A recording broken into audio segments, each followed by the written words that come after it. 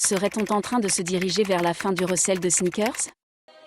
Il y a 2 ans, il était impossible de trouver des Dunk Low ou des Jordan 1 en magasin. Au même moment, les aficionados de sneakers se prenaient des L sur SNKRS et autres raffles.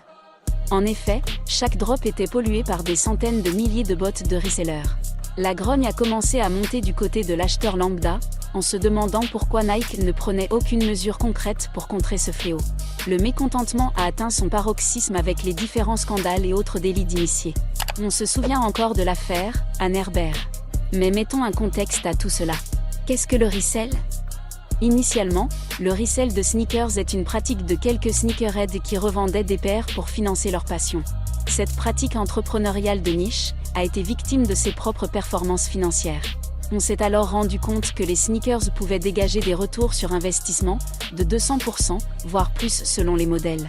Au vu des profits réalisables, des légions de resellers ont vu le jour.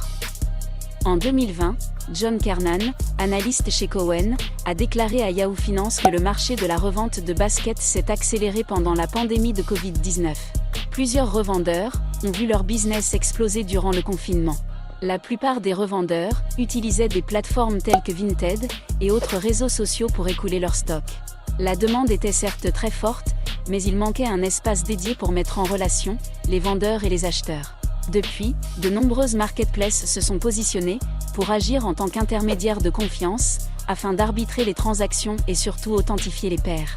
On ne présente plus les leaders du marché français.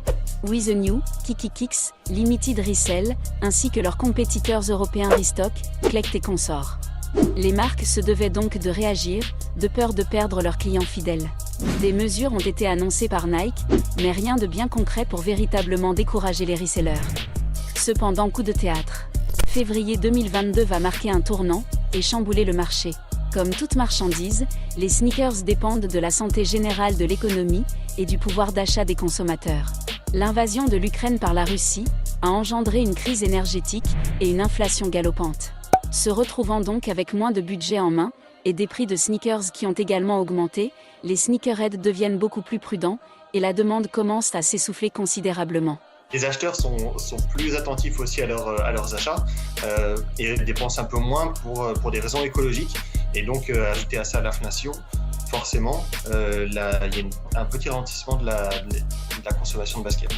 Les géants du sportswear et leaders mondiaux de la basket annoncent des prévisions de vente plus basses que prévues, avec des stocks qui continuent de s'accumuler. Les sous-traitants de Nike en Asie ont dû réduire les effectifs et la production, pendant que de l'autre côté, Adidas tente de se dépatouiller de l'affaire Kanye West et des invendus Yeezy. On assiste désormais à un tassement de la demande, et c'est le retour des Dunk Low et Jordan 1 dans les rayons de courir, JD Sport et compagnie. De nombreuses paires sont maintenant disponibles sur SNKRS, pendant de nombreuses semaines. La fièvre sneakers a engendré une certaine fatigue du marché, et le vent de folie des sneakers souffle moins fort. Quel avenir donc pour le resell de sneakers? La seule certitude, c'est que l'offre et la demande organisent le marché. Seuls les revendeurs les plus résilients et les plus perspicaces survivront. Et du coup, c'est terrible pour vous, les revendeurs, mais c'est bien en vrai pour nous, un petit peu. Let's go, handle business. I'm shitting on the industry and God is my witness. Nigga,